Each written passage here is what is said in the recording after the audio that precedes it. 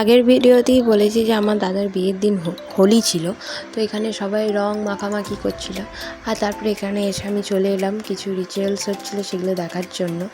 তো এখানে নাপিত দাদাকে আলতা পরিয়ে দিচ্ছিলো, ওদেরকে আলতা পরিয়ে দিচ্ছিলো, এইসব রিচুয়ালস হচ্ছিলো। তারপর দাদার নানিমুখ শুরু হয়ে যায়, আর বড়দি এখানে ওর ঘোমটা দিয়ে ধরেছিল। তো এখানে আরেকটা রিচুয়ালস হচ্ছিলো, এটা কি আমি জানি না, তবে এটাও হচ্ছিলো।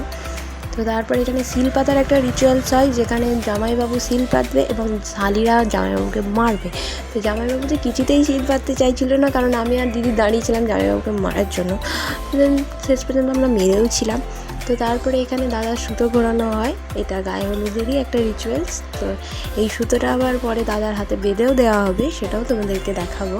তো দাদার হাতে সুতোটা বেঁধে দেওয়ার পরে রিচুয়ালসটা তো আমার খুব ভালো লাগে। মাটির ওই ছোট্ট ভাঁড়টা ভেঙে বলতে হবে আইবুড়ো নাম ঘোচানো। তো আজকের ভিডিওটা এইটুকু, দেখা হচ্ছে নেক্সট পার্টে। বাই।